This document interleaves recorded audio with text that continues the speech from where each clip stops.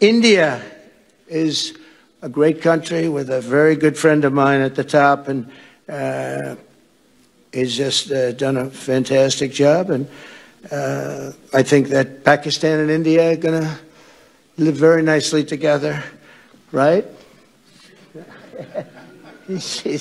That's not a very, they are. And they're two great, I tell you, leaders, great leaders as far as I'm concerned. हाँ जफीर, मैं वहीं था जब Donald Trump जनाब जो हैं बातों बातों में नरेंद्र मोदी की बहुत तारीफ कर रहे थे। वजीर आजम ने 1 मिनट के लिए मुझे इशारा किया कि ऑक्सीजन मास्क तैयार करो। उनकी दिल की धड़कनें बढ़ने लगी थी। बगल में ही मेलन जो भी है वो खड़ी थी। उसके चेहरे पे खुशी एक अलग से, मोदी का नाम सुनते ही पता नहीं। ट्रंप जो है जफीर, हमें ऐसा लगता था कि अपना बंदा है, क्या कह रहा है खुले मन से कि Modi is a great leader, both the countries are good, साथ में रहेंगे, अच्छे से रहेंगे। नोबेल प्राइज पाने के चक्कर में हमारे दुश्मन को ये इतना बड़ा बता रहा है।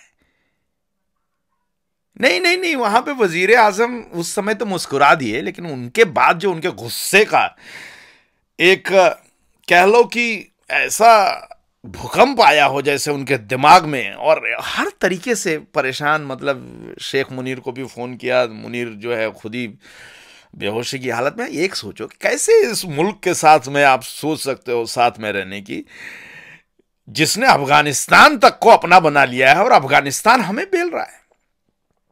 क्रिकेट के मैदान में हाथ नहीं मिलाने का गम जो है आज तक वजीर आजम और पूरे पाकिस्तान में एक गमजुदा माहौल पैदा कर रहा है। और यहां पे डोनाल्ड ट्रंप आते हैं।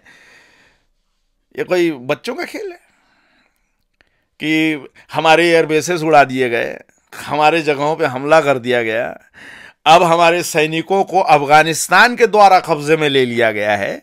और इस पर डोनाल्ड ट्रंप क्या कह रहे हैं, ये that's nice, not nice to say, या यू गाइस गोना गुड। वजीर आजम बेचारे जैसे तैसे अपने प्रेशर को, सर के प्रेशर को पिछवाड़े पे डालने की कोशिश करी, लेकिन पिछवाड़े पे भी उनके बाबा सिर था, तो वो दर्द बढ़ गया अचानक से। वो भी मतलब अलग ही हालत हो गई। जैसे तैसे वो खड़े रहे और यहां पे एक ऐसा मामला निकल करके आ गया जफीर, जहां पे पूरी कौम एक तरह से सदमे में चली गई। क्योंकि डोनाल्ड ट्रंप जो है, हमें मालूम है और हमने इसके लिए खुद नॉमिनेट भी करा था ट्रंप साहब को कि भाई इनको नोबेल प्राइज नहीं मिला तो ये एक लेवल और ऊपर जा रहा है। अब कह रहा है कि अफगानिस्तान और पाकिस्तान के बीच में जो लड़ाई हुई है उसको भी हम,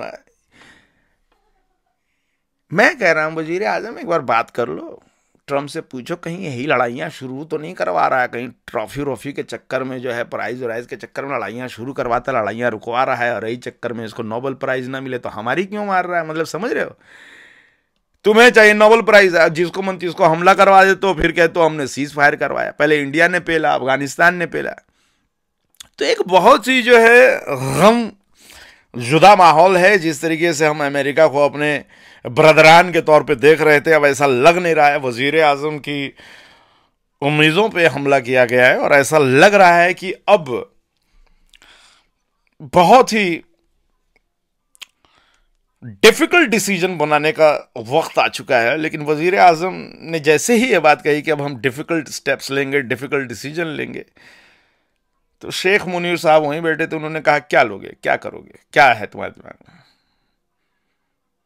वजीर आजम खामोश हो गए, शेख मुनीर भी खामोश हो गए, क्योंकि है ही नहीं, क्या करोगे।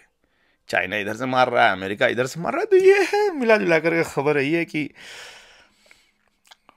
जो भरे स्टेज से हमारी बेइज्जती हुई है, अब इसको हम देखते हैं कैसे रूल आउट करना है। Over to you Zafir, over to you.